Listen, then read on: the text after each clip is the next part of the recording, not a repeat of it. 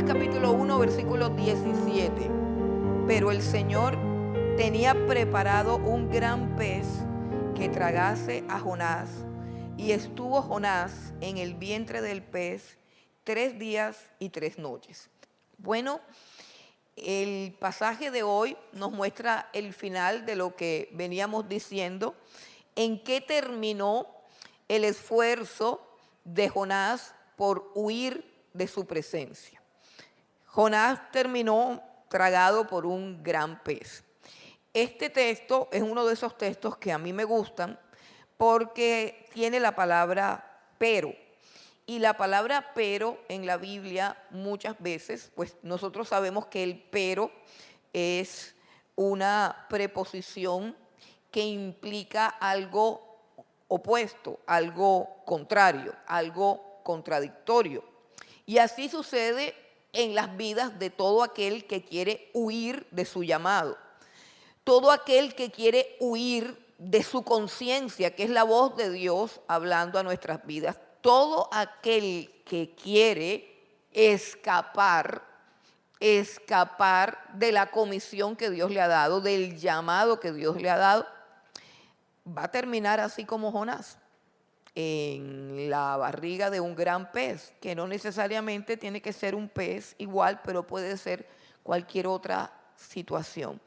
Y el objetivo del Señor en esta mañana, lo que Dios quiere hacer, es que nosotros busquemos la manera, busquemos el camino que Él ha puesto para que no terminemos como Jonás, no terminemos siendo tragados por un gran pez. La Biblia dice, pero el Señor tenía preparado. Eso a mí me parece supremamente interesante y al mismo tiempo me parece pavoroso.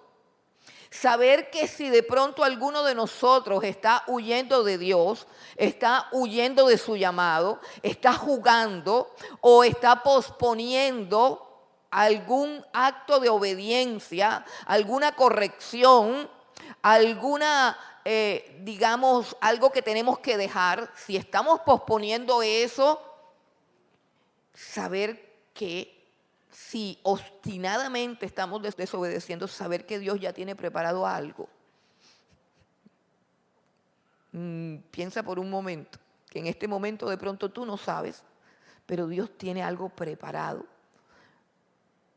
para que tú y yo aprendamos a hacer su voluntad, para que tú y yo aprendamos a obedecer. Entonces, Jonás no contaba con eso y por eso aquí hay un pero que es el pero del Señor. Y vamos a ver que este acontecimiento tiene unas características importantes. La primera característica que tiene este acontecimiento, ¿cuál acontecimiento? El acontecimiento de que a Jonás se lo tragó un gran pez y que duró en el estómago del gran pez 3 días y 3 noches. Este acontecimiento tiene varias características, tiene 3 características fundamentales. La primera característica es que es un acontecimiento real y no es un mito ni es una fábula. Una de las cosas que he observado en los estudios que se hacen de este libro y en la manera como algunos predicadores o teólogos abordan este asunto es que algunos tratan de decir que es algo que puede suceder. Por ejemplo, hacen alusión a un evento que hay en el Guinness Record donde dicen, a mí no me consta, yo no he visto ese libro, pero dicen que en el Guinness Record hay un evento parecido de un hombre que se lo tragó una ballena o algo así y luego la ballena lo vomitó y que por tanto eso puede ser posible. Esa es una posición de explicar que estas cosas pudieron suceder porque han sucedido otras veces o porque son cosas posibles. Esa es una posición. Hay otros teólogos que son los más peligrosos, que son los asesinos de la fe y abundan mucho esos teólogos que dicen que esto es un mito, o sea, que esto no sucedió realmente, que es algo así como un relato simbólico de algo que seguramente le pasó a Jonás, pero que no fue exactamente eso, sino que está relatado así, de esa manera. Y hay un tercer grupo de creyentes, no los vamos a llamar teólogos, sino creyentes, que estamos completamente convencidos de que sucedió tal cual como dice aquí, que a Jonás se lo tragó un gran pez. ¿Y por qué estamos convencidos que es real y que de verdad se lo tragó un gran pez? Bueno, porque el Señor Jesucristo lo dijo en Mateo capítulo 12, versículo 3, cuando unos incrédulos, fariseos, teólogos también, fueron a donde él después de que él había levantado muertos, después de que él había dado vista a los ciegos, después de que había abierto los oídos de los sordos, después de que había sanado a los leprosos, después de que había resucitado a Lázaro y a muchos otros muertos, después de que había expulsado una cantidad de demonios, después de que había alimentado a 5,000 familias con unos cuantos panes y unos cuantos peces, se acercaron estos hombres y les dijeron a Jesús que les diera una señal. Y Jesús, molesto por la hipocresía, porque es que hay gente que simplemente no le da la gana de creer. No importa la evidencia, no le da la gana de creer. Esta es la época, este es el momento donde la gente decide no creer. Por ejemplo, en esta época, una mujer o un hombre, a pesar de toda la evidencia genética, biológica, histórica y de todo tipo que hay, de que la mujer es mujer y de que el hombre es hombre, a pesar de eso una mujer dice, no, yo no soy mujer. Y a pesar de eso hay hombres que dicen, no, yo no soy un hombre. Pero niños, si tú tienes 2 cromosomas así, XY, que eso dice que tú eres hombre, y cada célula de tu ADN dice que tú eres hombre, además tienes unos genitales y una conformación de cuerpo que dice que tú eres hombre, ¿por qué tú no te sientes hombre? Entonces, estamos en un tiempo en que la gente, independientemente de que la evidencia esté frente a sus ojos, decide no creer. Este es el tiempo de más oscuridad que haya podido vivir un ser humano a lo largo de la historia. Y la oscuridad se está haciendo más oscura, por así decirlo. Se está acrecentando la oscuridad. Por eso Dios está haciendo un llamado a la luz. Está haciendo un llamado a la verdad. Está haciendo un llamado a dejar las tinieblas. Está haciendo un llamado a dejar la incredulidad. Y está como lo hizo aquí con estos fariseos que después de tantas evidencias decían, muéstranos una señal. Jesús dice, no les será dada ninguna otra señal aparte de la señal de Jonás. Porque así como Jonás estuvo 3 días y 3 noches en el vientre del gran pez, así también el Hijo del Hombre estará 3 días y 3 noches debajo de la tierra, muerto para luego resucitar al tercer día. Esa es la gran señal. Y siendo que el Señor Jesucristo, escuche bien, tomó este evento, el evento de Jonás tragado por un gran pez, como el evento que sería la señal típica o la señal por excelencia inequívoca de que Él murió, de que Él fue enterrado, de que fue sepultado y de que resucitó, es completamente imposible. Vea, es gravísimo. Y vuelvo y le repito, hay una cantidad de teólogos, yo los he oído, yo he salido espantada de sus clases porque ponen en tela de juicio la verdad de un acontecimiento que es señal para Israel y que es señal para todas las naciones y que tipifica un acontecimiento tan real como el de la muerte y la resurrección del Señor Jesucristo. Acontecimiento que cambió la historia de la humanidad, que dividió en dos la historia de la humanidad. El Señor Jesucristo no puede escoger como señal de su muerte y de su resurrección un acontecimiento ilusorio o simbólico o etéreo o un fenómeno de la naturaleza. No. Por eso este acontecimiento es uno de los acontecimientos más reales, más literales y sobre los cuales más debemos reflexionar. Porque repito, cuando Jesús dijo, esta es la última señal, está diciendo, ya no me esforzaré, ni me preocuparé para que vean milagros, ni para que vean prodigios. Basta con que miren a Jonás y basta con que miren a la cruz. Si eso no te es suficiente para creer, en tu incredulidad morirás y en incredulidad te condenarás. Porque esta es la condenación, que Cristo la luz vino a la tierra, pero los hombres amaron más las tinieblas que la luz, porque sus obras eran malas. ¿Y sabes por qué has venido a un lugar donde hablan de manera tan áspera como yo te estoy hablando ahora? Porque el tiempo se está acabando y porque las tinieblas son muy densas. Porque yo tengo claro que muy pronto, escúchame bien, muy pronto me voy a presentar ante el tribunal de Cristo y le tengo que dar cuentas a Él, no a ustedes, de lo que yo he dicho cada vez que yo me subo aquí.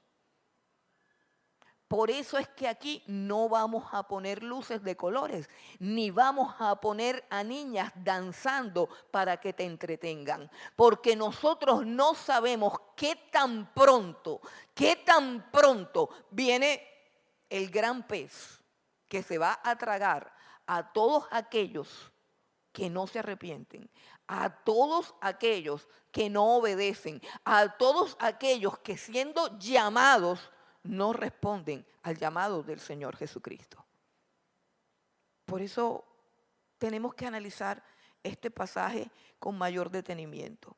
Fue un acontecimiento real y no es necesario comprobar. ¿Por qué no es necesario comprobar? Porque Jesús dice que fue real. Como fueron reales todos los milagros de la Biblia, como fue real y sobrenatural que se abriera el Mar Rojo y que el pueblo de Israel pasara a pie. Como fue real y sobrenatural que unos cuervos llevaran carne y pan al profeta Elías para alimentarlo y para sustentarlo, porque el pueblo de Israel nunca ha sustentado a los profetas que le dicen la verdad. Como fue real que la burra de Balaam habló. Y no hay manera de explicar cómo es eso de que los burros hablan. No hablan. Ese día Dios la hizo hablar. Y es real todo lo que está escrito en este libro. Porque de pronto yo no estuve cuando la burra habló, de pronto yo no estuve cuando el mar se abrió, de pronto yo no estuve cuando la ballena o el pez se tragó a Jonás, pero sí te voy a decir una cosa, yo me leí este libro, yo no estoy jugando. Me lo he leído varias veces y me lo leo todos los días. Y desde que me lo leí, mi vida por completo cambió. Me asombra que la vida de algunas personas que dicen que se lo leen no cambien. ¿Quién sabe qué es lo que hacen? Pero este libro cambia vidas, porque este libro es la palabra de Dios. Y cuando el mundo está lleno de tinieblas y las tinieblas controlan la tierra, Dios con su palabra dice, hágase la luz y se hace la luz. Así que si tú quieres que haya luz en tu vida, tienes que buscar la palabra de Dios. Si tú no buscas la palabra de Dios, andarás en tinieblas, dice el Señor Jesucristo. Entonces yo realmente no necesito como que me expliquen mucho cómo fue y cómo pudo ser, porque yo sí creo en esta Biblia. En lo que no creo es en los noticieros. En lo que no creo es en los videos, en todas esas cosas tú debes dudar. Pero yo encuentro que hay gente que le cree a todo lo que sale en la televisión, y el 90% de lo que sale en la televisión es mentira. Y pregúntese en esta mañana, ¿qué más escucha usted, noticieros o palabra de Dios? Pregúntate en esta mañana, tus oíditos, ¿qué es lo que más oyen? No pienses ahora en estos 40 o 50 minutos en el que estás oyendo la palabra de Dios. No, no, no. Busca desde el lunes, llega hasta el sábado y comienza a analizar todo lo que entra por tus oídos. ¿Cuántas mentiras no habrán entrado por tus oídos? La Biblia dice que todo hombre es mentiroso. Solamente Dios es verdadero. Solamente Dios es verdadero. Todo hombre es mentiroso. Así que todo sistema de comunicación contiene mentiras. Todo contiene mentiras. La única verdad pura, limpia, infalible, es esta palabra que tenemos aquí. Segunda característica del evento del gran pez que se comió a Jonás es que fue una experiencia necesaria para el profeta. Fue una experiencia necesaria. Además de que fue primero una experiencia real, literal, tal como dice así sucedió. Lo segundo es que fue una experiencia necesaria. Por eso es que dice que Dios había preparado ese gran pez. Fue una experiencia necesaria. ¿Por qué fue necesaria? Bueno, porque Jonás, además de su rebeldía, es decir, además de que él no obedecía a Dios, que le dijo ve a Nínive a predicar, además de que él era rebelde y desobediente, el problema más grande que tenía Jonás es que no sentía ni misericordia ni compasión por los perdidos. Él no sentía absolutamente nada de misericordia, nada de compasión. A él no le dolía para nada la perdición final y eterna de todos los que no creían en Dios. A él eso no le importaba. Él tenía dificultades para aceptar que gente tan mala y tan perversa pudiera ser perdonada. Él tenía dificultades para procesar eso. Él sentía que ellos no merecían ser perdonados. Por lo tanto, Jonás tenía un sentido de mérito personal. Él tenía cierto tipo de orgullo. No era un hombre competente para hacer la obra de Dios. Escucha, no era un hombre competente para hablar de parte de Dios. No era un hombre competente para obedecer, porque en su corazón había orgullo. En su corazón había soberbia, había algo que lo hacía sentir que él era mejor persona que los habitantes de Nínive. En otras palabras, él no conocía la gracia. Él no conocía la gracia. ¿Por qué? Porque él pensaba que de alguna manera esa salvación y esa relación que él tenía con Dios, esos hombres no se lo merecían. De tal manera que él no conoce la gracia, porque precisamente la característica esencial de la gracia es que nadie se la merece. Nadie se la merece.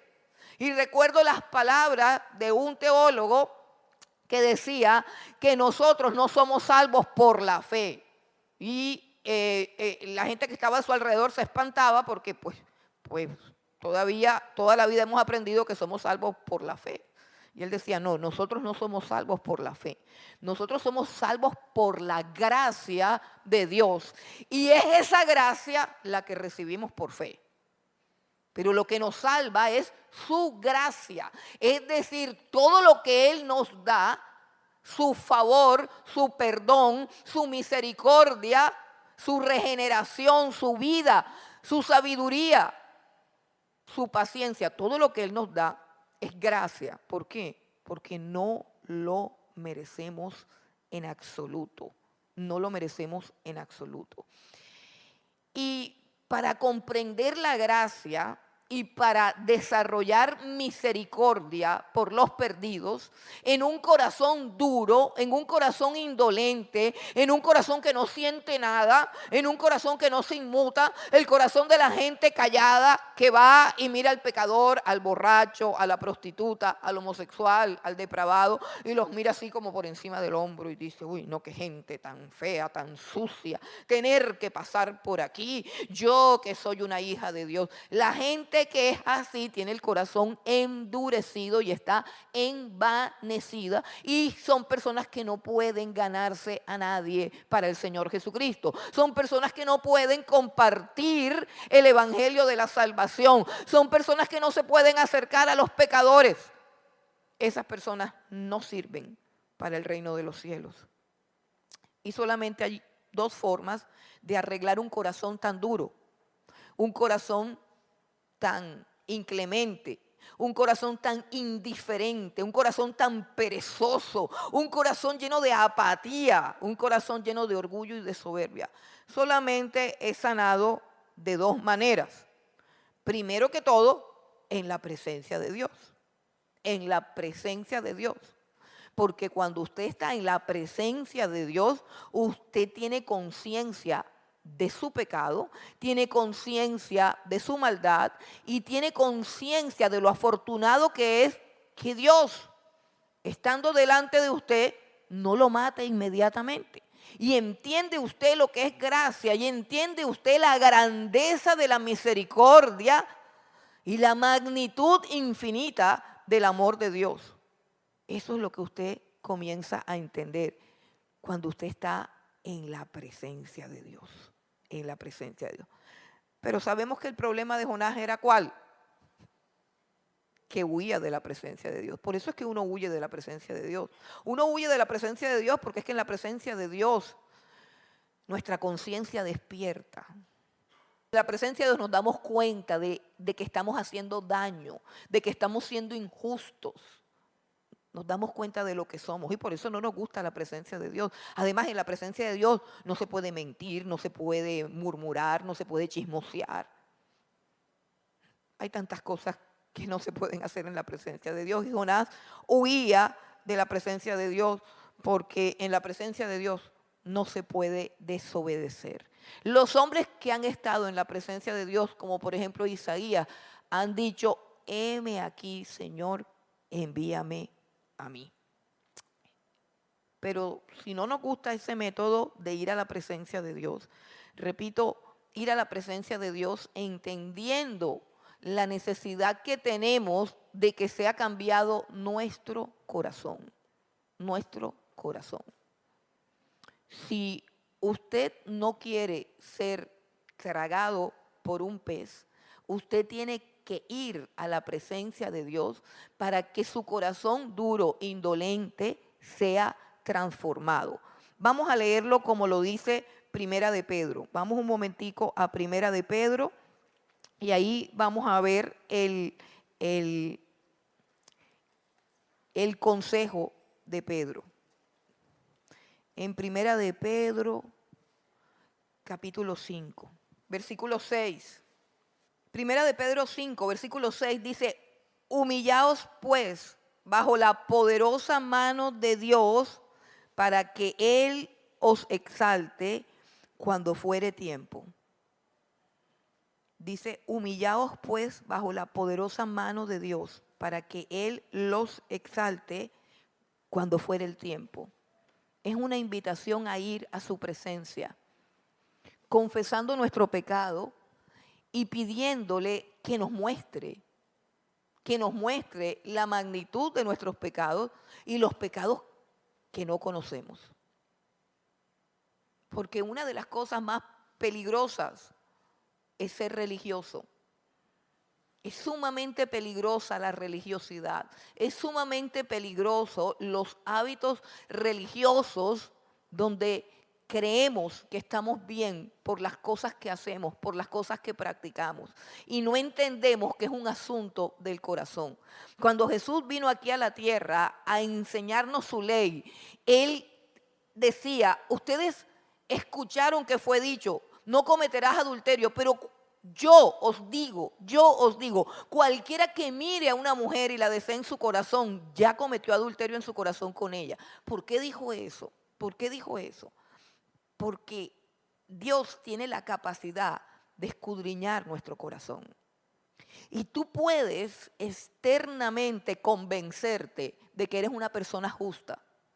Pero si tú te presentas ante un Dios que puede leer tus pensamientos y puede comprender tus intenciones y puede iluminar tu corazón para que tú mismo seas consciente de tus verdaderas motivaciones, de tus verdaderas intenciones y comiences a mirar en la profundidad de tu corazón y comiences a ver que hay envidia y comiences a ver que hay avaricia y comiences a ver que aunque no traicionas a tu hermano o a tu familiar más cercano, de hecho, en tu corazón lo traicionas. Cuando comiences a ver y a analizar todos esos pensamientos que en lo secreto están en tu cabeza, pero que cuando tú eres sorprendido por la luz de la presencia de Dios, es que entiendes lo grave que está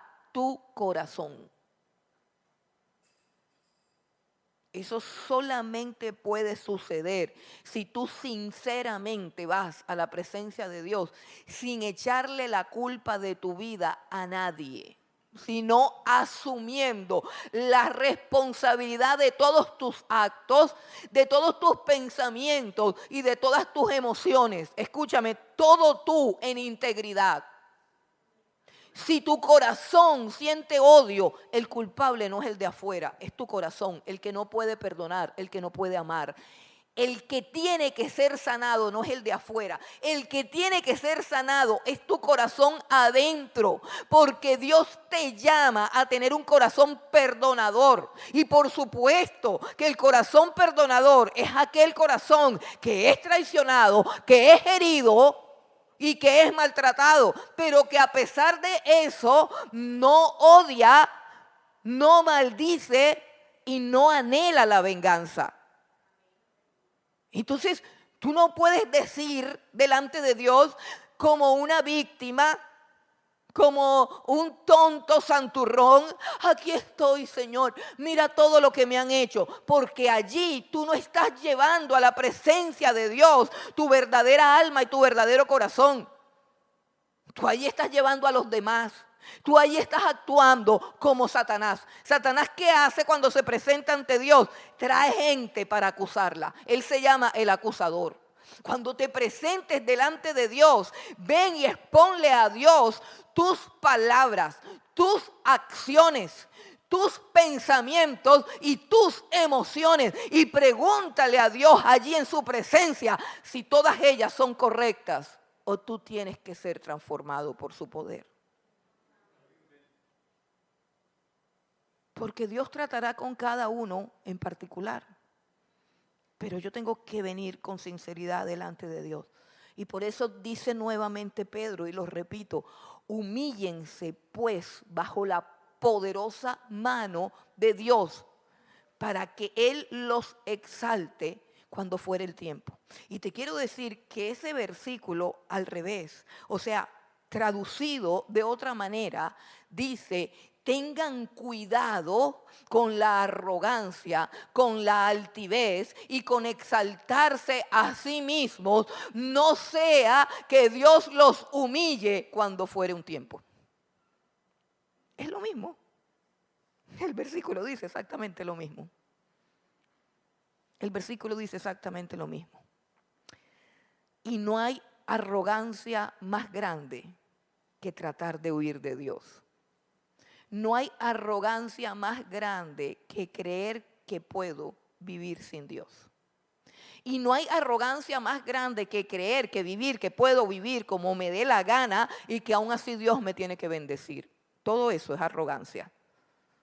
Por eso yo tengo que humillarme delante de Dios, porque Dios siempre tiene algo preparado para humillar al pecador. Siempre tiene algo preparado para quebrantarnos, porque Dios busca en cada uno de nosotros corazones contritos, corazones humillados. Eso es lo que Dios quiere. Dios habita en la altura y en la eternidad, pero con el quebrantado y humilde de espíritu. Si hay arrogancia en ti, no puede habitar en ti. No puede ser templo del Espíritu Santo si tú crees que puedes vivir sin Dios. Así que esa es la primera terapia para sanar un corazón rebelde, para sanar un corazón altivo, para sanar un corazón duro, es buscar humillarnos en su presencia. Y la segunda, pues, es la que está aquí, fue la que escogió Jonás. La segunda es la disciplina de Dios. La disciplina de Dios. Las cosas que Dios permite que vengan a tu vida para que seas quebrantado. Quebrantado. Un corazón quebrantado. ¿Cuán valioso es un hombre y una mujer con un corazón quebrantado? Un corazón quebrantado es un corazón que siente empatía por los que sufren. Un corazón quebrantado es un corazón que tiene misericordia. Un corazón quebrantado es un corazón que puede percibir de lejos el dolor, percibir de lejos el sufrimiento. Un corazón quebrantado es el corazón de una persona que sabe ponerse al lado de otra que sufre y entender. Un corazón quebrantado es aquel que ve el pecador rumbo a su perdición y no se alegra, sino que llora por su alma delante de Dios. Un corazón quebrantado es el único corazón que puede servir a Dios. Y es supremamente importante para Dios. Escucha bien, entiende. Es sumamente importante para Dios que su iglesia, la iglesia que está en estos últimos tiempos, invocando su nombre y proclamando su palabra, tengan todos un corazón quebrantado, un corazón humilde, un corazón manso. Es supremamente importante. ¿Por qué? Porque la Biblia nos advierte del carácter de los hombres en los últimos tiempos, hermanos. Vamos a mirar segunda de Timoteo. Vamos a mirar segunda de Timoteo, capítulo 3. Es un texto que leemos mucho, pero siempre es bueno recalcarlo. Segunda de Timoteo, capítulo 3. Leemos desde el versículo 1. Dice, también debes saber esto, que en los postreros días, o sea, en estos días, en los postreros días vendrán tiempos peligrosos. Estamos en tiempos peligrosos. Porque habrá hombres amadores de sí mismos, amadores de sí mismos. Yo no quiero predicar de Timoteo, pero es que ya con el título, escucha bien, amadores de sí mismos. Oye, pero eso no nos han enseñado que eso es bueno. Pero es que aquí dice que eso es peligroso. Pero entonces, ¿cómo es?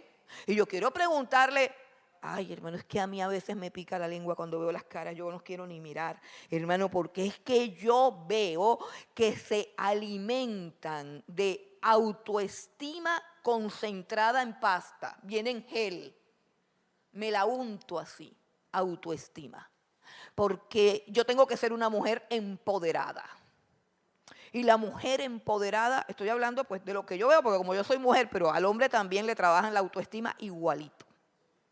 Saca el campeón que hay en ti, tu mejor vida ahora, tú eres un genio, tú eres un no sé qué, tú te mereces todo, vas a ver cómo tus enemigos van a caer rendidos a tus pies y se van a convertir en una alfombra, porque es que eso que tú tienes por dentro y que Dios te ha dado, por eso es que todo el mundo te envidia, por eso...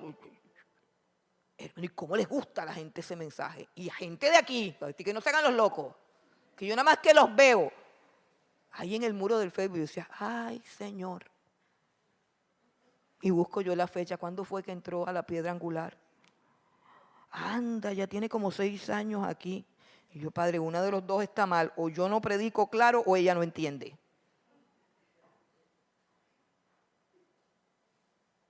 Hermano, andan de despecho. Entonces colocan el despecho ahí en el muro.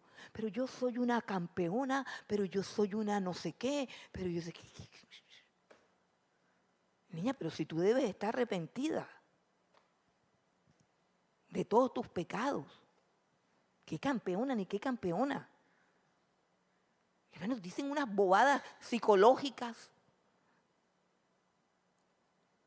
Saca tu mejor versión. Ámate a ti mismo. Empodérate. Coge a la gente tóxica y mándala lejos. Hermanos, aquí dice que vendrán hombres amadores de sí mismos y que eso es peligrosísimo.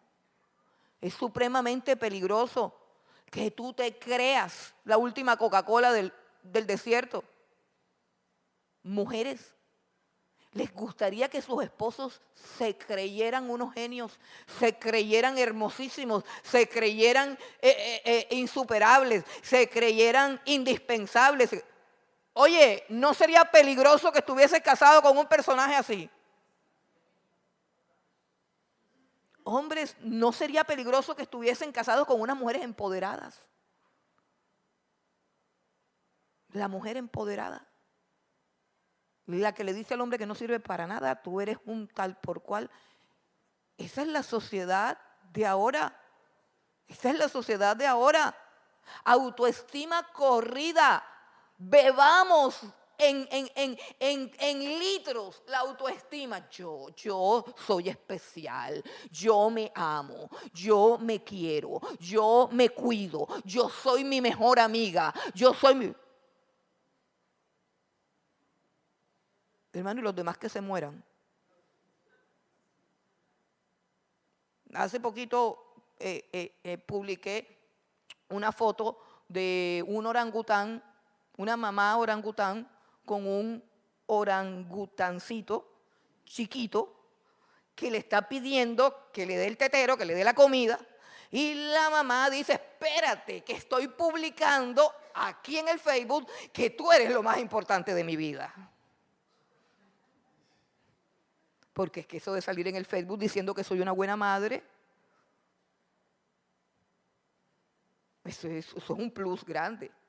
Eso de salir en el Facebook diciendo que somos la pareja del año, que estoy perdidamente enamorada, todo es figurar, figurar, figurar, figurar, figurar y tratar de amarme, amarme, amarme. Entonces, no estoy predicando aquí, vamos a seguir con la lista. Yo creo que de ahí es que se desprende toda la maldad. De allí se desprende toda la maldad. Cuando yo me amo primero a mí, segundo a mí, tercero a mí, y cuando yo creo que soy superior a los demás. Esa es la base y la esencia del satanismo.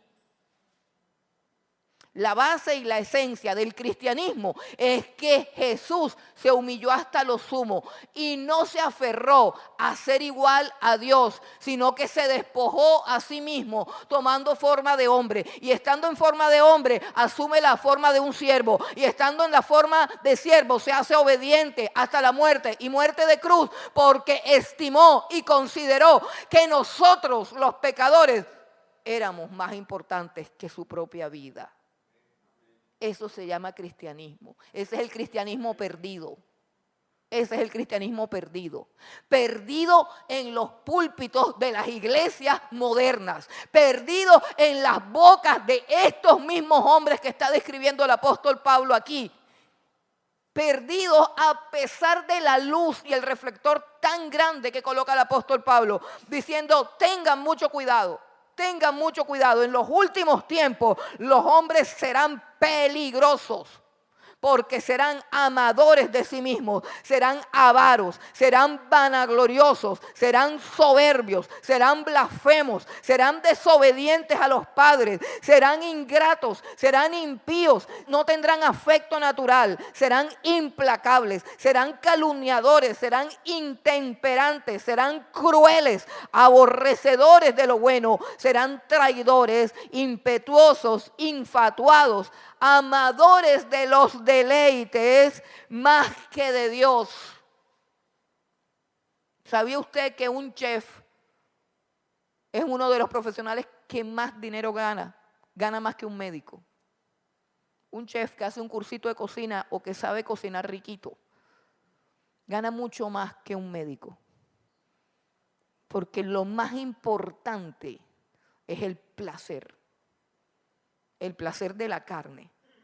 Pero eso no es nada, sino que estos hombres, dice, tendrán apariencia de piedad, pero negarán la eficacia de ella. A estos evita. Ay, hermano, pero si nos sentamos a escuchar la cátedra de todos los maestros de prosperidad, autoestima, confesión positiva, seguridad en sí mismo, pura psicología, puro humanismo. Por eso necesitamos hombres y mujeres quebrantados, humildes, dependiendo de Dios, con mansedumbre, reconociendo su debilidad, que no sean altivos, que no sean arrogantes, porque esos son los hombres y mujeres del reino de Dios. ¿Te lo recuerdo? Bienaventurados los pobres de espíritu, de ellos es el reino de los cielos. Bienaventurados los que lloran, porque ellos serán consolados. Bienaventurados los que tienen hambre y sed de justicia, porque ellos serán saciados. Bienaventurados los de limpio corazón. Bienaventurados los mansos. Esos son los hombres y las mujeres del reino de Dios. Los que están fabricando son demonios. Personas que en su arrogancia y en su altivez traicionan, mienten, difaman, que no quieren ni a su papá ni a su mamá, ni a sus hijos quieren. Eso es lo que se está fabricando en estos días. Estos hombres son también exitosos. Este tipo de hombres son exitosos porque lo único que buscan es el éxito. Están engañados.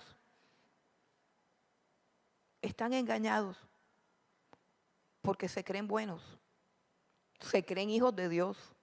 Tienen apariencia de piedad. Recuerden, tienen apariencia de piedad. Por eso, repito, Dios necesita hombres con corazones quebrantados, con corazones humildes, con corazones que dependan de Dios, con corazones donde fluyan las emociones de Dios, que no fluya en mi corazón mi enojo, mi rabia, mi amargura, mi decepción, que en mi corazón fluya la misericordia de Dios, la clemencia de Dios, la pureza de Dios, la santidad de Dios, el amor de Dios, la paciencia de Dios.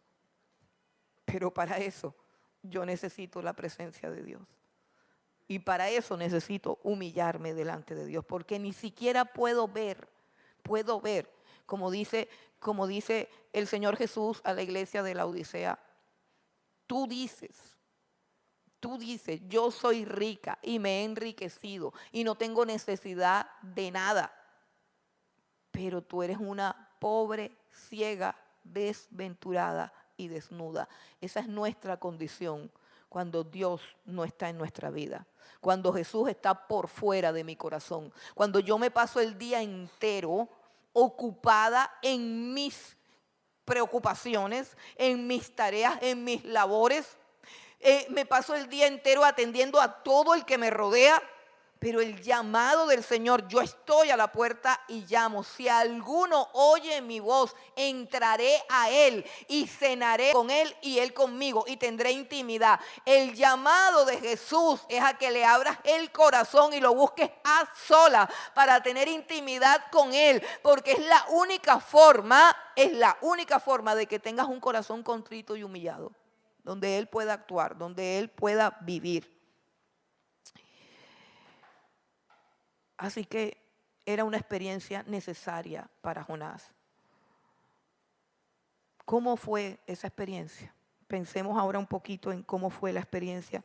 Vamos al capítulo número 2 de Jonás y vamos a leer lo que él oró estando dentro del gran pez. Dice el capítulo 2, vamos a leer todo el capítulo 2, que es la oración angustiosa de Jonás. Miren, es la oración del quebrantamiento, es la oración del corazón que por fin se rinde delante de Dios y que por fin entiende. Jonás capítulo 2 dice, entonces oró Jonás al Señor su Dios desde el vientre del pez y dijo, invoqué en mi angustia al Señor y él me oyó. Desde el seno del Seol clamé y mi voz oíste. Me echaste a lo profundo en medio de los mares y me rodeó la corriente. Todas tus ondas y tus olas pasaron sobre mí. Entonces dije, desechado soy de delante de tus ojos, mas aún veré tu santo templo. Las aguas me rodearon hasta el alma. Rodeóme el abismo, el alga se enredó en mi cabeza.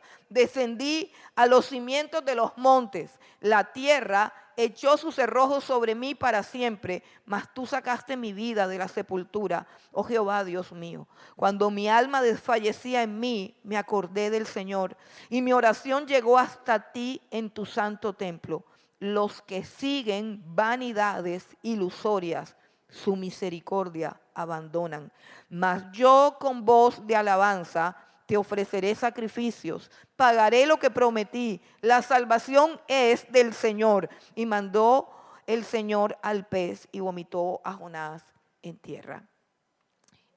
Dicen los estudiosos que por lo que Jonás escribe, por la manera como él ora, dicen que él tuvo un momento de tanto terror allá dentro del vientre del gran pez, de tanto terror, de tanta angustia y de tanta confusión, que él llegó a pensar que él estaba muerto.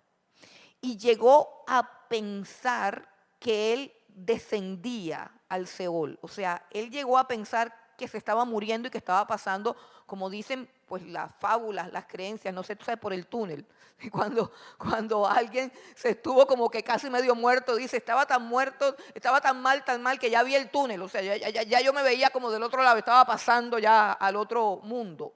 Ok, entonces dicen los estudiosos que Jonás tuvo una experiencia con la muerte, que él llegó a pensar que realmente ya él no estaba vivo y que ese era el lugar a donde van los muertos.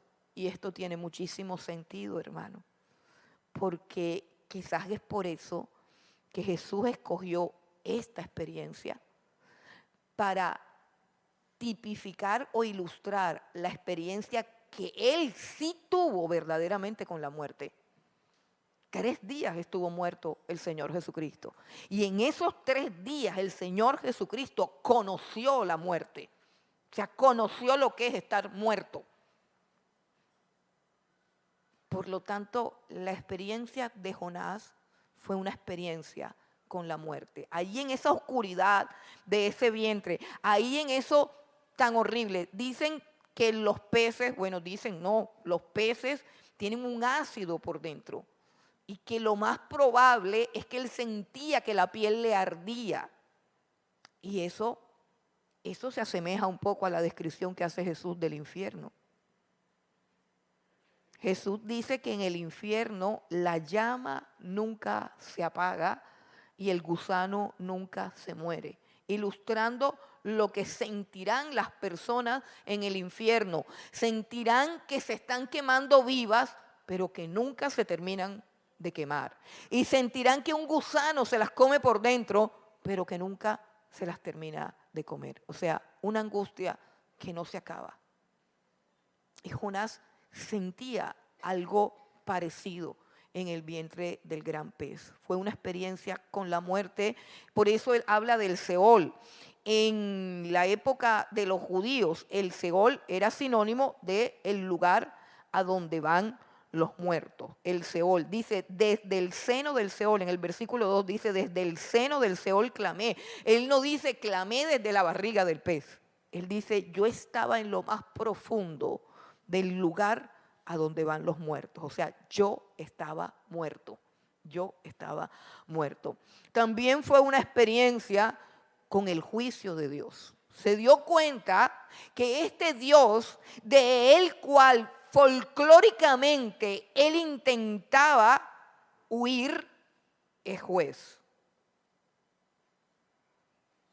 Hay atributos de Dios que no se nos deben olvidar. A nosotros nos encanta vivir con la misericordia de Dios y con el amor de Dios. Es que Dios es amor, es que Dios es amor. Y si uno dice que los mentirosos y los fornicarios y los homosexuales y los avaros y etcétera, etcétera, no entran a Dios, dice, no porque Dios es amor, no porque Dios es amor, sí, pero Dios no es solamente amor, Dios es juez. Y no precisamente como los jueces colombianos. Es un juez que no se hace loco, es un juez que imparte justicia. Y por eso en el versículo 4 Jonás dice, desechado soy de delante de tus ojos. Y en el versículo 3 dice, tú me echaste a lo profundo, en medio de los mares, me rodeó la corriente, todas tus ondas y tus olas pasaron sobre mí, y por eso dije, desechado soy. Él no dice, ay, pobrecito, yo me comió una ballena. No, él dice, Dios me desechó. Estoy aquí como castigo por mi pecado. Y eso agrava la cosa, hermano. Porque cuando uno, hermano, el papel de víctima es un papel chévere, ¿cierto? Uno siempre espera que venga alguien a salvarlo. Tiene que haber un superhéroe volando por ahí cuando a mí me pasa algo malo. Tiene que haber alguien que se apiade de mí porque soy víctima. Pero estar en el seno del Seol y saber que ese es el lugar que te mereces, debe ser todavía más horrendo que caer en algún lugar donde supuestamente caíste por accidente, donde supuestamente te tendieron una trampa y fuiste a parar allá y tú comienzas a gritar, por favor ayúdenme, miren dónde me caí, dejaron esto sin un aviso, no vi el hueco y resbalé y caí, o sea, pobrecito yo, sáquenme de aquí rápido para demandar al Estado. No, Jonás está allí y dice, Dios mismo me echó aquí. Dios mismo me ha castigado. Es una experiencia con su propio pecado. Él está diciendo, los que siguen, versículo 8, los que siguen, este es el versículo que más me ha ministrado. Este es el versículo que más me ha ministrado. El versículo 8 de Jonás 2. Dice, los que siguen vanidades ilusorias, su misericordia abandonan. En otras palabras, hermano, a veces abandonamos algo tan precioso, tan valioso, tan glorioso como la misericordia de Dios. Dice, sus misericordias son nuevas cada mañana. El salmista dice, cuán preciosa es, oh Dios, tu misericordia. Por eso los hijos de los hombres se amparan bajo la sombra de tus alas. Seremos saciados del torrente de tus delicias. Las misericordias de Dios es todo lo bueno que tú puedes disfrutar en la vida. Porque todo lo que Dios te da es por su misericordia. Pero hay una manera de perderse las misericordias de Dios. Hay una manera de que decaigan esas misericordias. Y es cuando tú te vas detrás de las vanidades ilusorias. Es cuando tú te apartas de Dios para seguir tu propio camino. Es cuando tú eriges un ídolo, un sueño, una obstinación de tu corazón. Algo que te cautiva, algo que te seduce y que te aparta del Señor. Y entonces ya no sientes el gozo de su misericordia, sino el peso de su condenación. No es sino que te vayas detrás de la vanidad. No es sino que te vayas detrás de la necedad. No es sino que te vayas detrás de la locura. Y se te acaba la paz de tu conciencia. Se te acaba el gozo. Viene la amargura. Viene el temor de que algo te puede pasar. Porque desechas la misericordia de Dios por irte, como dice Jonás, detrás de vanidades, detrás de ilusiones, de cosas tontas, necias, estúpidas. Fue una experiencia con su propio pecado, pero también fue una experiencia con la gracia salvadora de Dios. Cuando él escribe esto, de lo que él oró, ya él está afuera. Y por eso el escrito quedó de la siguiente manera: desde el seno del Seol clamé y mi voz oíste. Pero cuando él escribe mi voz oíste, es después, cuando él escribe, cuando él ha visto la salvación de Dios. Y cuando él dice en el versículo 4, desechado soy de delante de tus ojos, él escribe, aún veré tu santo templo, lo escribe después cuando es restaurado. Porque cuando estamos en medio de la angustia y en medio de la aflicción, por culpa de apartarnos del Señor, por culpa de no buscar su rostro, por culpa de hacer lo que se nos da la gana, de comprar nuestro propio boleto, de no buscar la orientación de Dios, Él dice: voy a irme para Tarsis. Él va y compra su boleto. Él va y hace su maleta. Él va y sube al barco. ¿Cuántas cosas hace sin consultar a Dios? O aún peor, en contra de la voluntad manifiesta de Dios para tu vida. Entonces después viene ruina, entonces después viene angustia, después viene aflicción. Y en ese momento oscuro tú clamas a Dios, pero tú no sientes que Él te escucha. Tú no sientes que Él está ahí. Pero esa experiencia tan horrenda con la muerte, con la culpa, con el pecado, con el juicio de Dios, lo llevó a que pudiese comprender la magnitud del perdón, la magnitud de la gracia y la magnitud de la misericordia.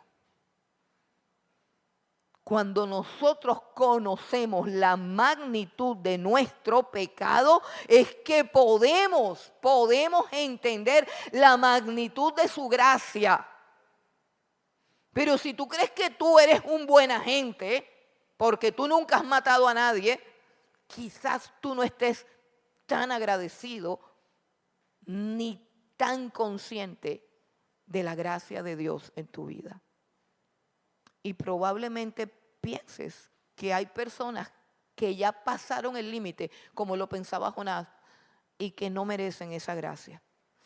Jonás entendió la grandeza de la gracia y fue una experiencia que lo capacitó para predicar de la gracia. La experiencia de Jonás con la muerte es un principio de muerte y vida. Y es el principio de muerte y vida el que puede traer salvación a la humanidad. La vida de Dios se manifiesta si morimos a nuestro ego, si morimos a nuestro yo. La salvación que nosotros predicamos emana de la muerte de Jesús. La vida que Dios ofrece, que es su propia vida, la vida de Dios, su espíritu y su presencia, que es ofrecido al pecador, es posible ofrecerla solo gracias a la muerte del Hijo de Dios. Lo que hace posible que yo te pueda ofrecer, ven a Dios, ven a su presencia y tendrás vida eterna, tendrás la vida de Dios, tendrás su espíritu. Lo que hace posible y real que yo te haga esa oferta es que Cristo murió en una cruz. Por lo tanto, todo aquel que vaya a ofrecer vida eterna, a ofrecer perdón, a ofrecer misericordia, a ofrecer salvación, tiene que haber participado de este principio de muerte, tiene que haber sido quebrantado, tiene que haber entendido su pecado, tiene que haber muerto a su ego, a su yo. No se puede seguir a Cristo en soberbia, no se puede seguir a Cristo en orgullo. Si usted me pregunta, ¿y por qué los cristianos sufren? Sufren porque tienen que ser quebrantados. Si alguno quiere venir en pos de mí, niéguese a sí mismo, tome su cruz y sígame. Si alguno pretende salvar su vida, la perderá. Pero si alguno entrega su vida por causa de Jesucristo, la hallará. La hallará. Es un principio de muerte y vida.